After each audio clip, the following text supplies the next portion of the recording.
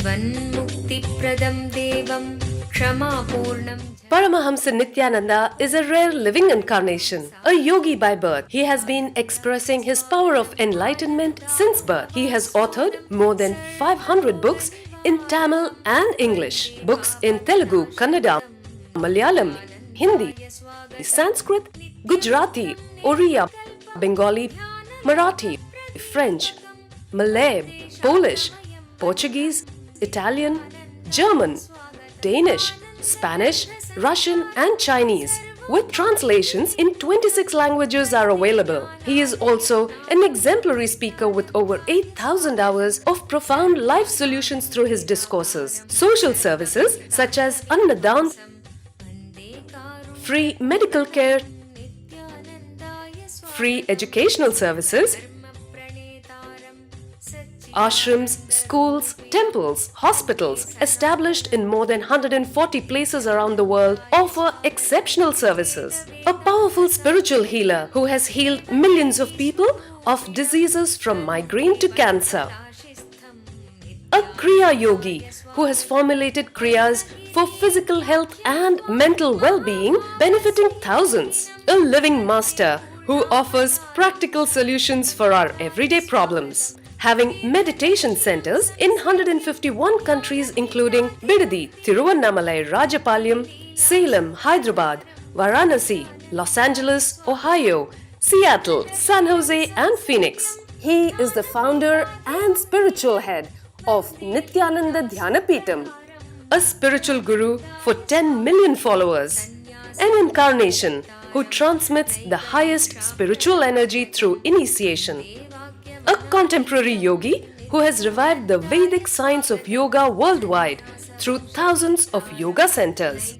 Adept in Ashtamahasiddhis, mystical yogic powers, he has effortlessly awakened the Kundalini of thousands, gracing them with spiritual powers. A spiritual powerhouse who has revived the sacred Vedic tradition by establishing Vedic temples worldwide in places like Los Angeles, San Jose, Seattle, Toronto, Ohio, Oklahoma, Phoenix, St. Louis, Malaysia, Brazil, Paris, Guadeloupe, Dallas, New York, New Jersey, Atlanta, Calgary, Vancouver, Singapore, and places like Bangalore, Hyderabad, and Tiruvannamalai in India. A dynamic young guru who is an inspiration to thousands of youngsters. India's most watched spiritual guru online. A beacon of spiritual light who has triumphed over the forces of religious terrorism and political persecution. Paramahamsa Nityananda is an eternal Kalpataru, blessing the world with the boons of material abundance and spiritual enlightenment. आनन्दानुभवास्वादं सर्वरोगनिवारकं वन्दे पापविनाशक्तं नित्यानन्दाय स्वागतं नित्यमुक्तं निर्विकल्पं ध्यानलोकप्रदीपकं वन्दे शान्तमयं बन्धं नित्यानन्दाय स्वागतम् आनन्दगन्धसञ्चारं सर्वोपाधिविनिर्मुक्तं वन्दे ज्ञानालयं नाथं नित्यानन्दाय स्वागतम्.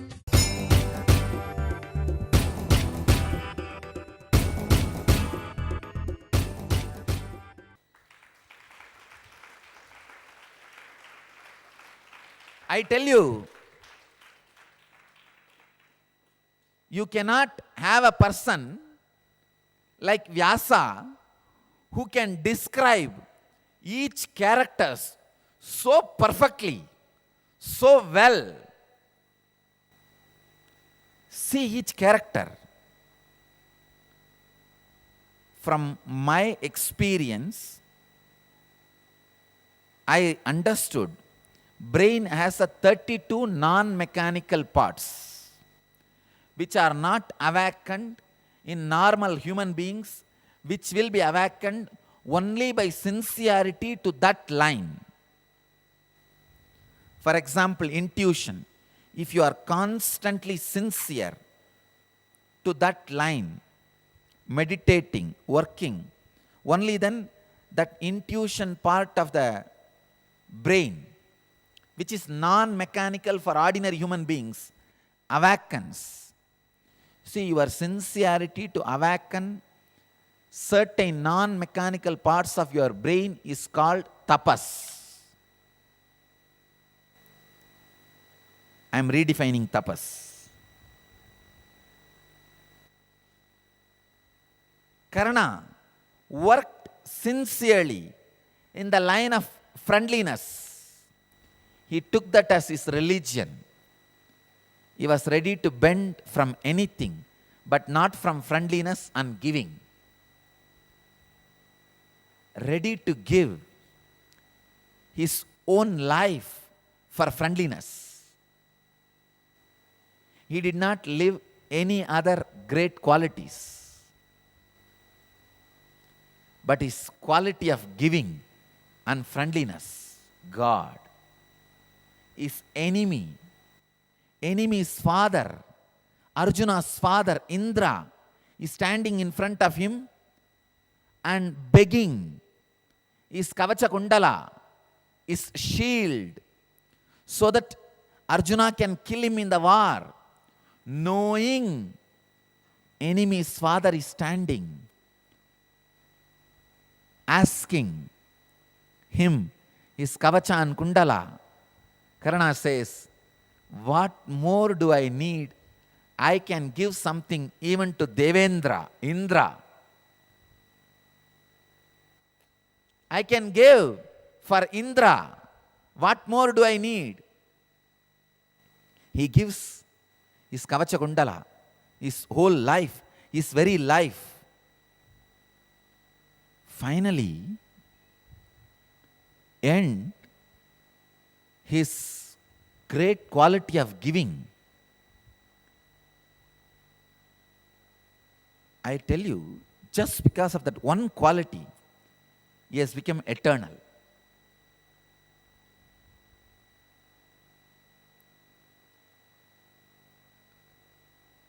He became enlightened just because of that one quality. Because the last moment,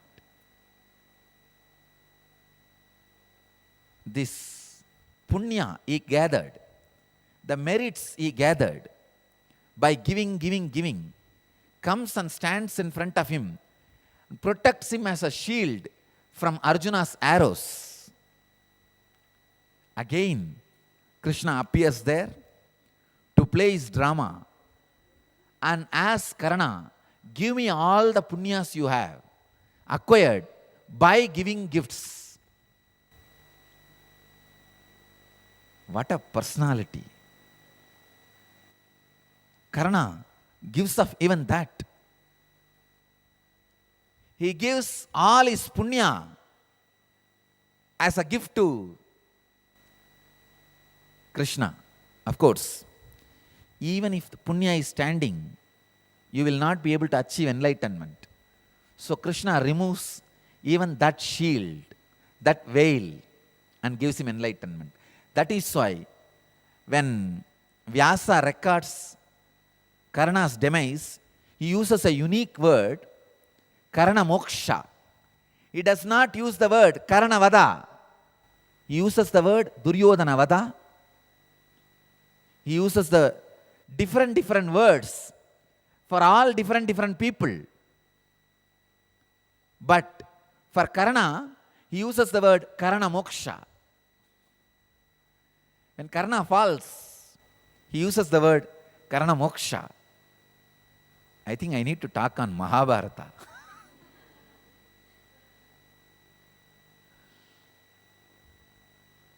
What a characters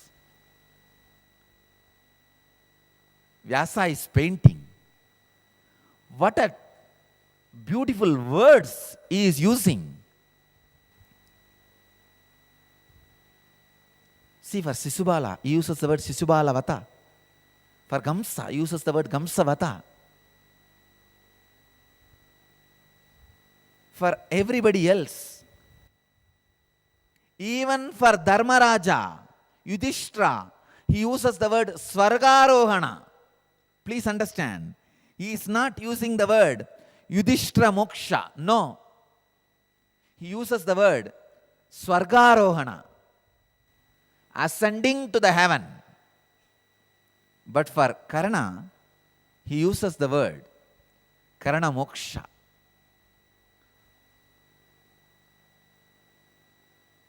Karana is embodiment of giving.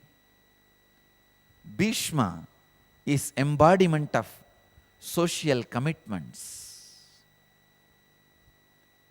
I'll talk on each characters when the each characters are introduced in the next sutras, in next verses, in next slokas. Here, let me stop with introducing Bhishma. It took 1 hour for me to introduce Bhishma. God. Just to introduce Bhishma, it took 1 hour. He is embodiment of all 5 social commitments, the eternal sacrifice. See, a guy who doesn't have any quality, who can't rule a kingdom, if he gives up a kingdom, it is not a sacrifice. It is escaping. If Bhishma was ugly or not capable, and if he does not marry, you can call that as escape, not a sacrifice. But here is a guy who was brought up specially to be a king by Ganga, teaching she taught him all the arts, everything a king needs to know, but gives up, sacrifices the whole just because of father's love. Discover the secrets of health and wealth in one package.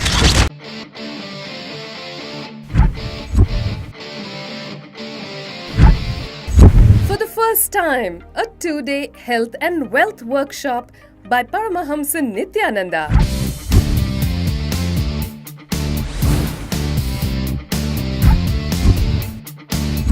100% healing for a range of ailments. Wipe out illness from body, mind and being.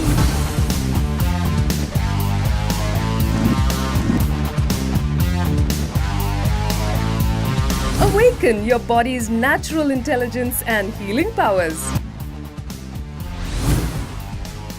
Overcome stress and powerfully resolve your wealth-related conflicts. Discover the secrets of creating and celebrating wealth. Let me tell you step by step how you build the patterns. First, the memory. Morning 7 o'clock, coffee is very nice. After 1 month, it becomes samskara, engram. Morning 7 o'clock, I should have coffee. After 1 year, it becomes muscle memory. Means morning 7 o'clock, if I don't get coffee, I will feel little low mood. I'll feel low, feel little irritated. Dynamic interactive awareness sessions that reveal the secrets of a perfect health and having abundance in wealth. I will have headache. That is biomemory. After 6-7 years or 10 years, really one day you are caught somewhere, you are not able to get coffee and having headache, rolling on the ground. That is DNA level. Now understand how the memory becomes samskara, engram. Engram becomes pattern. Pattern becomes muscle memory. Muscle memory becomes biomemory. Biomemory becomes DNA level pattern. Intense meditations and kriyas that holistically instill a transformed health and wealth consciousness in you. At Baroda from March 24th to March 25th, 2012. Contact 91 851 11-25239.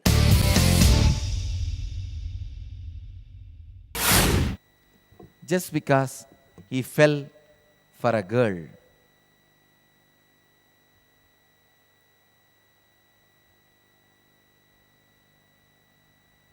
Bhishma is embodiment of social commitments.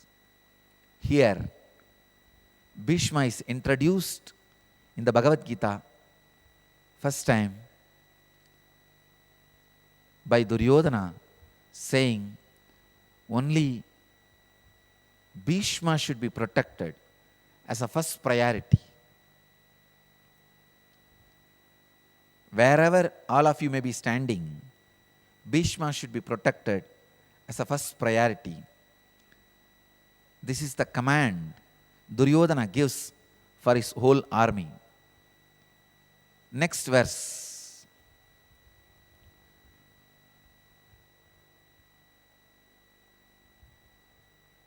Tasya sanjanayan arsham kuruvritta pitamaha simhanatam vinadyoschaihi shankam tatamo pratapavan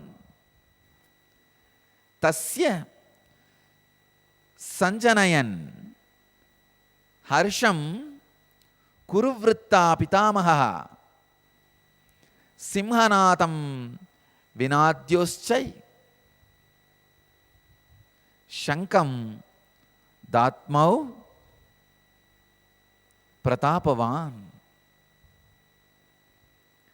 Next verse says, then Bhishma, the grand old man of the Kuru dynasty, their glorious grandfather, roared like a lion and blew his conch, giving Duryodhana joy. You need to understand few words here. Grand old man of the Kuru dynasty. Understand, Bhishma was given a boon by Shantanu that is Ichcha Mrityu. He can choose his death when he wants. When Shantanu was pleased by the sacrifice done by the Bhishma, Shantanu gives him a boon. You will be Ichcha Mrityu. You will be able to die when you want. You will have the freedom to die when you want.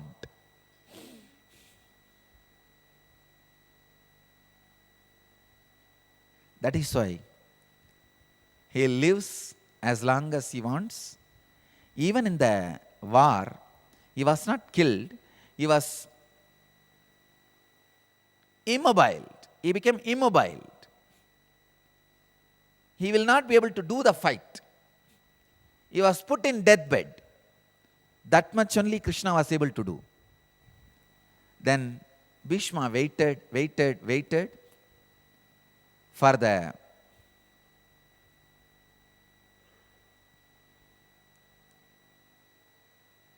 Uttarayana Punyakala to happen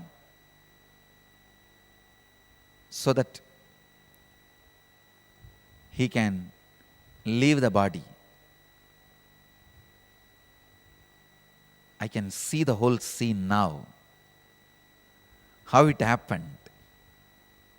The early morning, after the 18 days of the war, Dharmaraja comes to Bhishma with 4 brothers, the Draupadi and Krishna.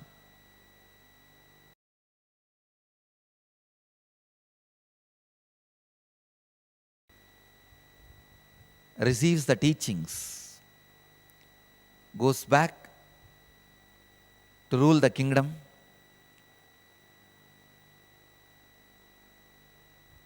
Krishna gives once more Vishwarupa Darshana to Bhishma and keeps him in his space.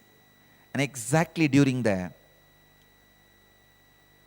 Uttarayana Punyakala, the Bhishma Shankaranti time, relaxes him from the body, and Bhishma becomes enlightened, rests in Krishna. Here, the word grand old man is used to mention is an old man, but Icha Mrityu. He can die when he wants. That is why he roared like a lion and blew his conch, giving Duryodhana tremendous joy and courage. The next verse describes Tata Shankascha Beryascha Panava Nagakomugaha Saha Saivabhya Hanyanta Shashabdas Tumulo Bhavat. Then conches, bugles, trumpets, drums and horns were all suddenly sounded, and the combined sound was tumultuous. The combined sound was something too much. Tumulo. Unimaginable.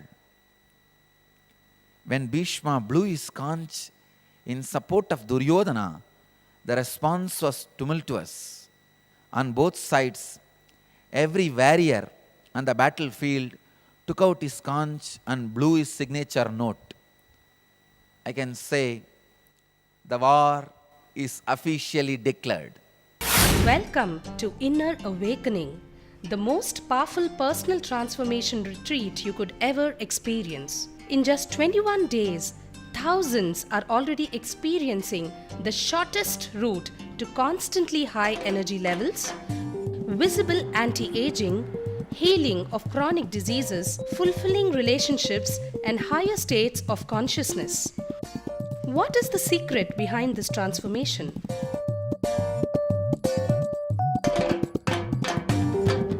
Kundalini means the inner potential energy. Once it is awakened, opens the different doors for the conscious experience in you. I can say which is a master key for all extraordinary spiritual experiences.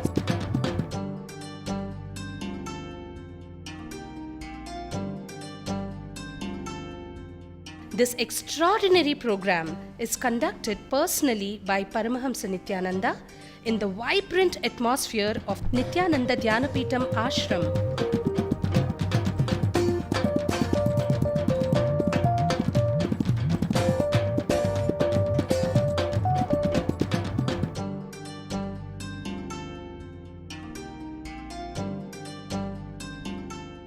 Open yourself to the benefits of Nitya Yoga and practical meditation. Experience physical and mental healing. Discover simple ways to handle life with success. Above all, enjoy individual darshan and blessings from Paramahamsa Nityananda every day. Take 21 days for yourself and carry home the transformation of a lifetime.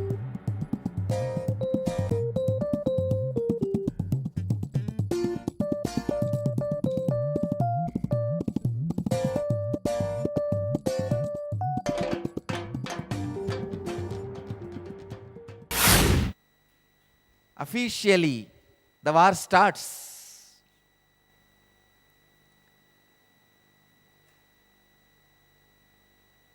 Next, the Vyasa goes on to describe every step.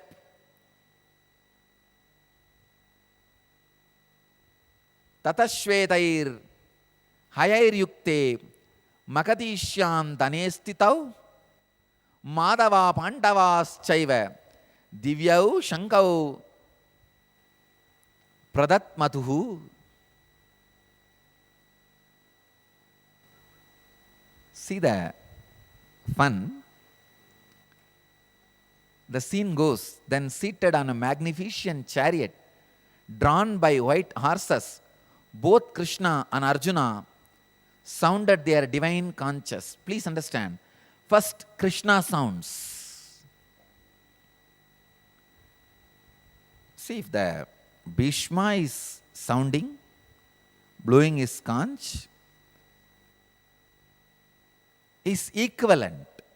This side, either Dharmaraja should have blown or Arjuna should have blown. But everybody waits. Krishna starts. So very clearly Vyasa is describing, it is war between Kauravas and Krishna, not between Kauravas and Pandavas. Arjuna was at the forefront of the Pandava army, but first Krishna blows.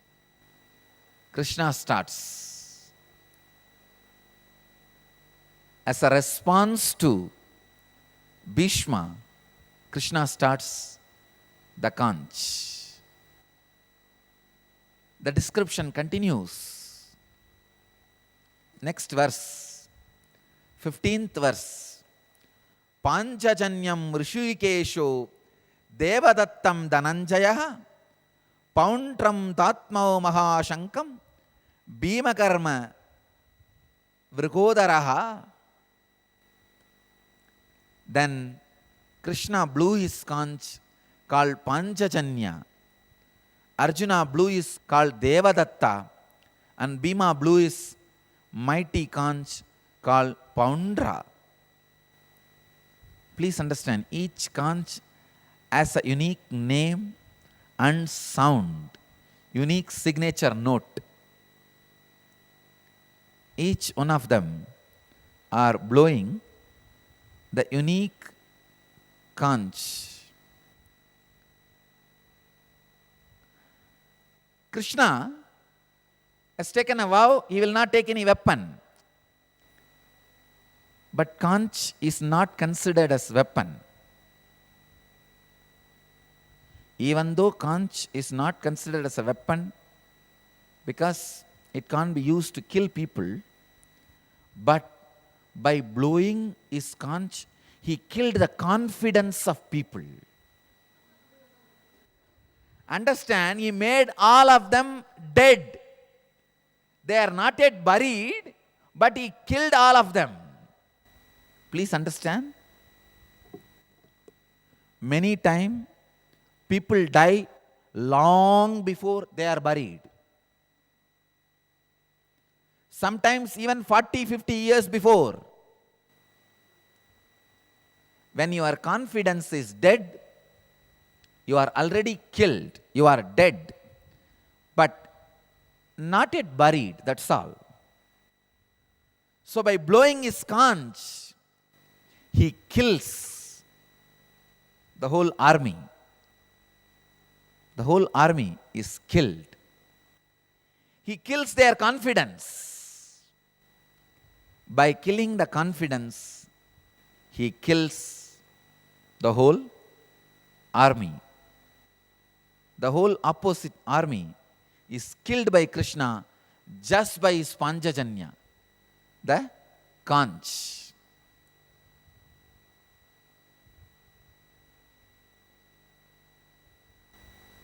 In Triplicane, he is standing as a Parthasarathi only with conch. That was the only weapon he carried to the war field. But just with that conch, just with that Panchajanya, he killed the whole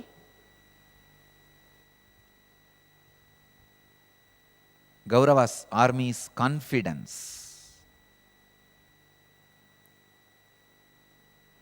Panchajanyam Rishikesho Devadattam Dhananjaya Pauntram Tatmau Mahashankam Bhimakarma Vrikodaraha.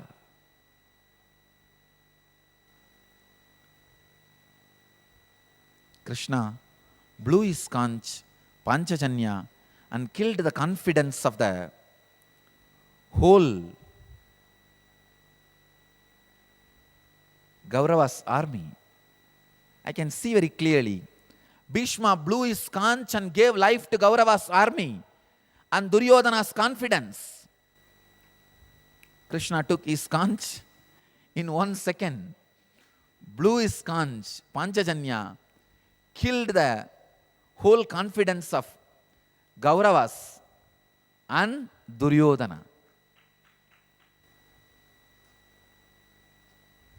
The next verse describes, the verse beautifully describes how all others have blew their conch. Next 3 verses are together describing how different conches were blown by the different kings and warriors. Ananta Vijayam Raja Kundi Putro Yudhishthira Nahula Sakadevascha Sukosha Manipushpakau Kashyascha Parameshwasaha Shikanticha Maharataha Drishtadyumno Viratascha Satyakischa Parajitaha Drupado Draupadeyascha Sarvashaha Prithivipate Saubatrascha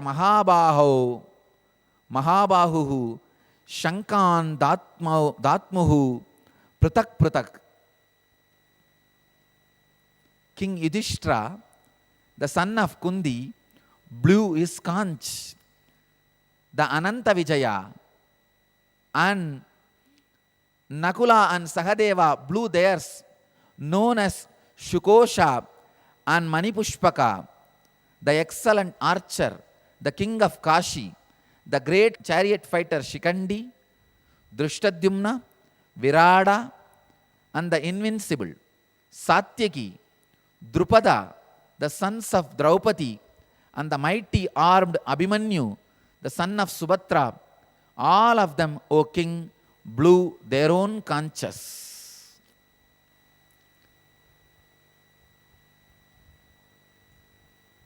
Please understand, this is not Patanjali's Yoga Sutra or Brahma Sutras, where even one extra word is not added. No.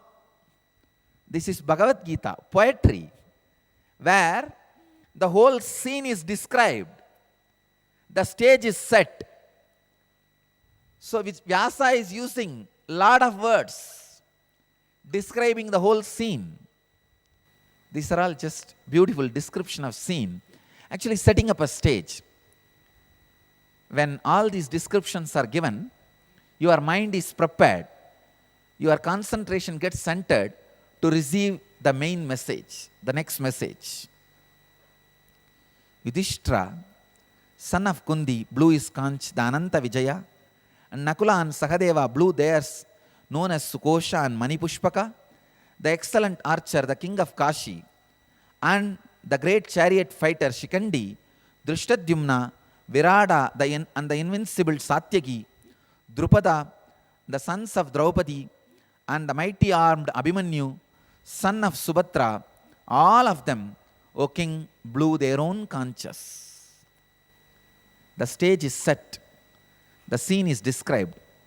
There is some reason why Vyasa describes all this elaborately, in a detailed way. Why he describes, we'll see tomorrow.